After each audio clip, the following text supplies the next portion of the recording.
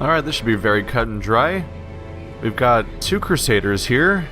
I'm still working on leveling up other people in this crew. Really, though, I'm basically passing a little time while our Vestal, who just reached the middle tiers, gets healed up, and then after that I'll probably take that Vestal and some people from this middle tier to go after the Brigand 12-pounder? Yeah. Another boss fight to try to take down. But in the meantime, we have a little time to pass. She needs some recovery. Don't really plan on having her go all out and just stress out in the middle of a boss fight, because that would be a large problem for me. 8 food's all you really need for a short run. Yeah, we should be good. Just enough to help avoid the problem if you end up having to eat twice from those random tiles. Pace out the halls of your lineage once familiar, now foreign. We're gonna put this guy towards the back because he's got Holy Lance, which not always the best option for your Crusader because it involves having them start in the 3rd rank, which is awkward. But when you have 2 Crusaders, then suddenly there's new opportunities. How you guys feeling, huh? 5 to 11, nice. Yeah. Executed with impunity. The Bone Rabble are always so hilariously weak compared to so many of the enemies in this game. Back to the pit. There we go. We should probably get to that Holy Lance character soon, or he won't actually be able to target anybody. I think he has to target people near the back. Yeah. So if I get some more nasty crits wiping people out, he won't even get a move. Destroyed. Oh, he left a corpse. Decimated. That was just about perfect. Let's go ahead and shift him back again. There we go. Onward! Oh. Hellsmith, you too. You're literally brand new, and you already have Klepto. Glittering gold. Oh wait, no. Trinkets and baubles. Oh, he's just curious. That's not as bad. It's kind of as bad in that it can make bad stuff happen to him, but at least he's not stealing. Spirits are lifted. He just likes to randomly open things. I chose this mission because it has a reward for a bus, and bus are one of the things I need for my next carriage upgrade. So we're on the path for that, but primarily it's just picking a low-level mission for this little crew to run while we wait for the medium-level people to get ready to do another run for the boss. And everyone who's a high-level character is basically just locked out of doing anything useful for a while because I'm so behind on blacksmith upgrades that everyone's effectively being forced to run missions they're not prepared to do. So I'm trying to completely avoid using those characters until I get more blacksmith upgrades, which means a lot of deeds. But hey, we have a lot of middle tier characters to use, so it just means we'll have a larger pool of high level characters by the time we're prepared to actually do high level runs. A handsome I'll take them.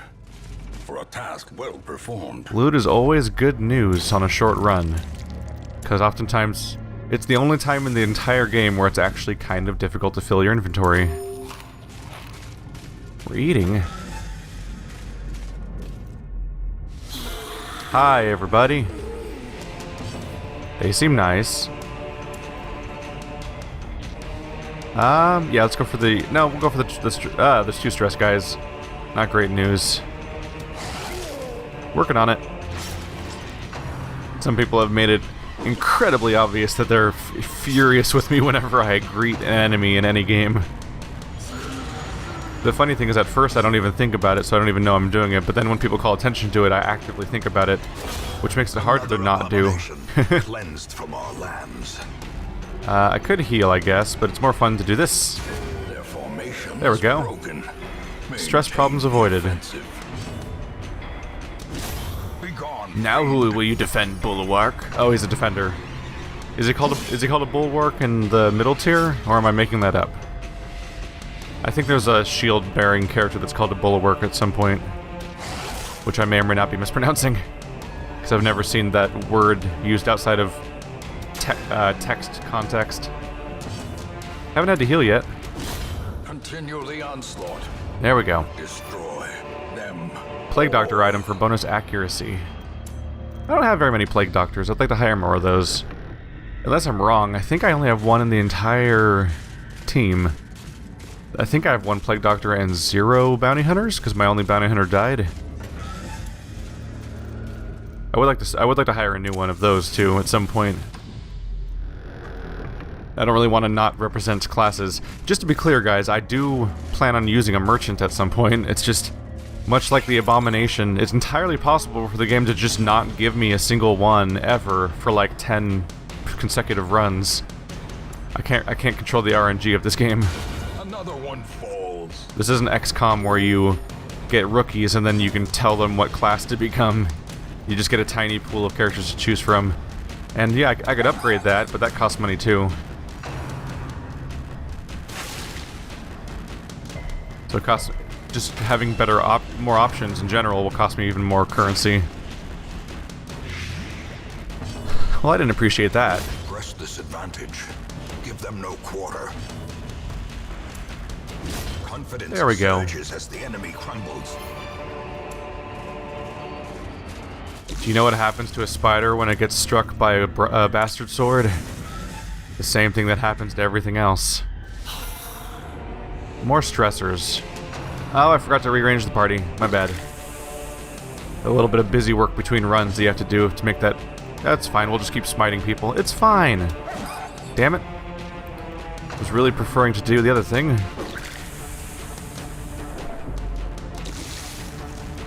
It's funny to me that the bleed resist is only 200%, which means a sufficiently upgraded bleed skill stacked with certain bonus to bleed items should be able to make those guys bleed, even though they're literally skeletons. As the fiend falls, which would be great. a faint hope blossoms. So much for that shield. Crusaders are scary.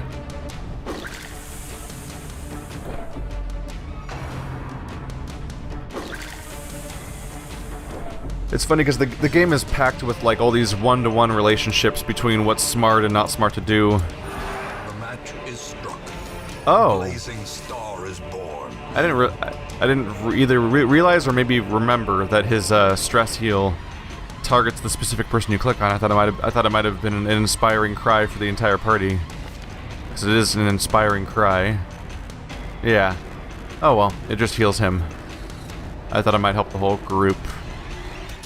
There we go. Alright, corpses are being annoying right now. I mean, we're just gonna keep targeting the back guy, and hopefully someone will get him down in time. Die, corpse. You don't belong in this world. Let's just heal somebody, I guess. I doubt I'm gonna make my way through the series of corpses in time. At least 2 characters can still target him.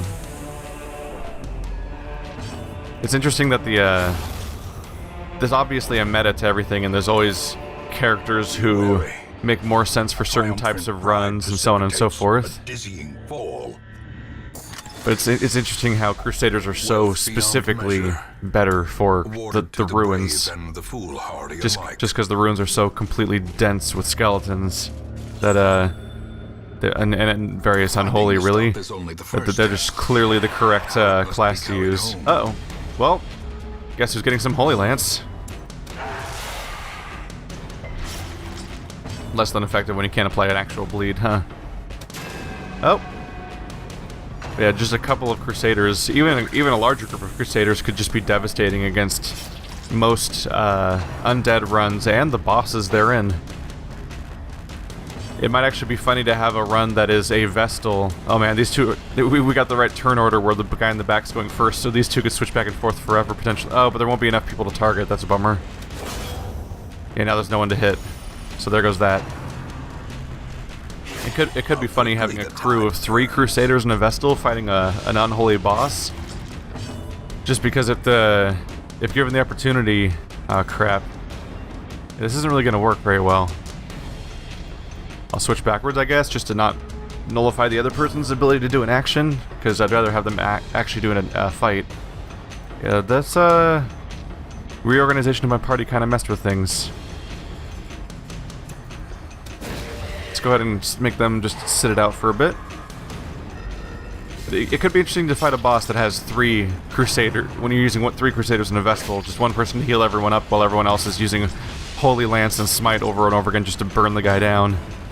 Because they should be able to attack in all contexts at that point. There. If you rearrange... Oh, you... Crap, you can't use Holy Lance back here? No? Yeah, oh right, it's because of the issue of there being no guys in the back row. I would have switched that guy forward, but the guy in front of him was the other Crusader, so it was going to create an infinite loop of switching back and forth forever. Like usual, a party getting rearranged is the most dangerous thing that's happened.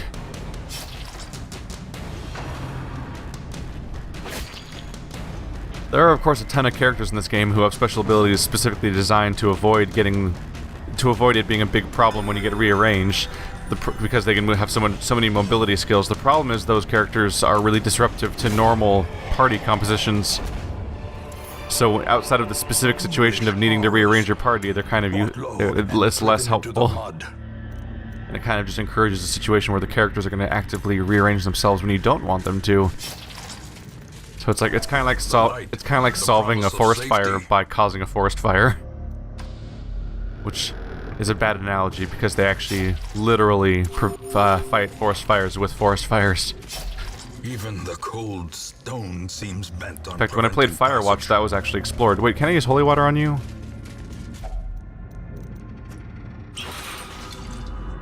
Yay! I remembered that context. It's a little easy when it's literally a church item and you can use holy water on it to help yourself. Now we're done. Well, I'm going to continue searching anyway because we're clearly still healthy. And I like loot. Hi! Nice to meet y'alls. Alright. Dog treat. And Hound's Harry. How do you feel about bleeding? Yes, bleed them all. Oh, you returned the favor. Well, that was just rude. I don't approve of this kind of behavior one bit. Let's heal him. We don't know if there's another fight in the next room, so I should not be letting him get low. Oh, come now. I'm gonna take umbrage with this kind of behavior. Eradicated. And it's gonna hurt. I really did forget to... I did just kind of start forgetting about the Holy Lance situation, didn't I? After a couple fights. Whoops. Not that it seems to matter that much. It just means that we need to. It just means we get to do our death conveyor belt, where we just keep flattening the front row as they all move forward.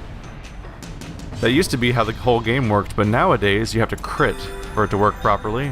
Because only crits and dots destroy corpses preemptively, unless it's an enemy that doesn't make them in the first place. Oh yeah, he died of bleed. We're good.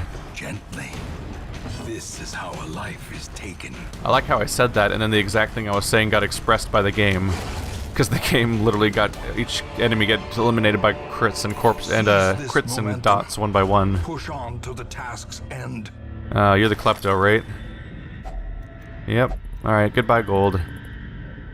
That's no big deal, just want to strangle you. Alright, now the amount of gold he's taking is getting bigger too. I should get that fixed. Locked display cabinet. Oh, it's locked. Locked is good. If only treasure could staunch the flow of otherworldly corruption. I don't think I've seen a locked one be a trap before. Are we having a fight? We are not. This run is over. I'm out. Hey, we had a profit. The shifted corridors and sloped walls of our It's always good news. Are beginning to feel familiar. We made money, we got 2 busts, we got 8 busts. That's exactly what I was going for, was to pass a little time and grab some busts. So that'll be good for my overall composition right here. I doubt that's enough though.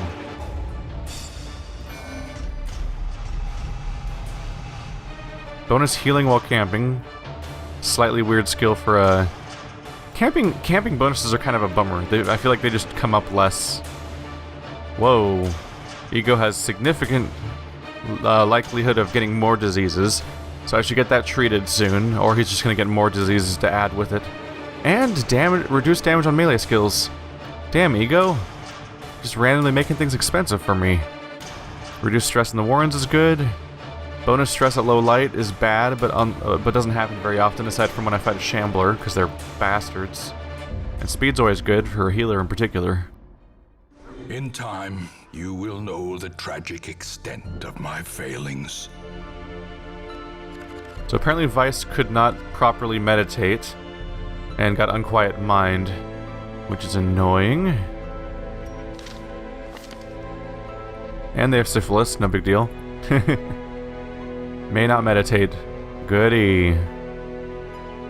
Damn it, Vice. I'm just trying to get you ready for the next fight. And you gotta do me like this. Alright, how about the carriage? Hey! The antiquarian. My roster's full. Fuck. Fuck. I finally have the thing I need and my roster's full. I would need 20 deeds. Which I don't think is a reasonable thing to try to trade for. Yeah, I can't. Wait, why can't I? Oh wait, that's the wrong way around. It's this way. Let's see, if I wanted to get... Oops. I could trade 30 crests to get the deeds I need to increase my barrack size to get that character. Which is not crazy, because I seem to always stock up on crests so fast. But that would set me back on trying to... That would also set me back on trying to get my characters for the, Well, that's 2 antiquarians, I just noticed that. It would definitely set me back on trying to get my blacksmith upgrade, though. Although, having more characters to raise while making the whole thing longer, the process of doing everything longer, it also will give me a chance to make more money. Decisions are not easy. I think I'm going to go for it just because it's a new character, and obviously I want to show what the new character is. And otherwise we're going to have to wait for someone to die. So, time for decisions that I might regret. Found even here, in the mud and rain. So let's look at this new class we've never seen before. Alright. So looking at their stats in general, they have a high... This person has a high resistance to death blows. Yep, unyielding. That helps. Damage and warrants, other klepto. Great news. They use a sensor as a weapon, and a rucksack and baubles as their defense? Okay. They have a nervous stab, which they can use from any position against virtually any enemy position. It does 100% of their normal damage, which is good. If their damage isn't... I don't know if their damage is any good, though. To compare it to Hellsmith, for example, 7 to 14 damage, 5 to 11 damage. These are level 1s, granted, so they have a slight bonus already, but the Antiquarian does seem to have exceptionally low starting damage. So it's normal accuracy and can hit virtually anyone, but probably not useful for that. Festering Vapors can be used from any position against any position. Decent accuracy. Significantly lower damage from an already low number. 100% chance of applying Blight, 1 point for 3 rounds, and reduces your enemy's Blight resistance. So there's a little bit of a Plague Doctor going on there, where it makes you can apply Blight while also getting a debuff to help yourself continually apply Blight. Might be a fun companion for a Plague Doctor, for them to just spam Plague on somebody. Get Down can be used from any position to increase dodge and speed. Don't know if it's just themselves or someone else. Also, Getting Down seems like not much of it. Oh, it is just self, yeah. So bonus dodge and speed to yourself. I don't know how Getting Down increases your speed, though, because it seems like that would... It seems like if you're hitting the deck, that would actually nullify your ability to react quickly. Flash Powder, 1. Does 0 damage, but gives the opponent reduced accuracy. It's 5% accuracy. Maybe it's good. Maybe it's a decent bonus higher up when you're reducing their accuracy by like 30% or something, or whatever the cap might be. But yeah, level 1, it seems like a really minor, kind of useless skill. There's a heal for literally 1 point. There's a +3 dodge skill that you can use on a teammate from the back rows. And Protect Me. Bonus 5 dodge, 20% prot, and force you can force one of your guards to have guard on you, which means that they're the one character who can actually make somebody else guard for them, including characters that don't have guard already. Huh. I've got really mixed feelings about this entire class, actually. I'm not sure what I'm a little unsure about what their point is. They have a crappy attack. They have what I can't really tell at level 1, what may or may not eventually become a decent plague attack that thankfully can attack any rank, but it might overall be kind of useless still. So, they have 2 skills dedicated just to making themselves harder to kill, because they're so easy to kill otherwise. A reduced accuracy skill that's not very effective at first. A heal that's crap right now, at least. And their one thing is that, like, it seems like at that point you'd be like, okay, they're a stat-based character, right? So then you'd be like, okay, then they buff everybody, right? Their only real buff seems to be that they can give somebody 3 dodge. And that's about it. They can give some teammate 3 dodge, and they can give an enemy reduced accuracy. So at least at rank 1, they kind of seem like something I wouldn't want in my party. Encourage and wound care, normal pep talk, resupply, produces a random supply item. Ooh, uses remaining 3. What? That's interesting. So that's a mechanic I don't even know about yet. It only costs one time cost when you're at camp, and it gives you another supply item. You don't know what it's going to be, so who knows how useful it's going to be.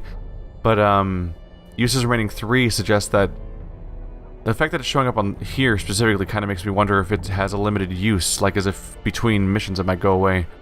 Or maybe you have to rest to get more supply. Produce a random trinket. Oh. Is that the entire reason you exist? To give me more trinkets? So it's almost like a waste.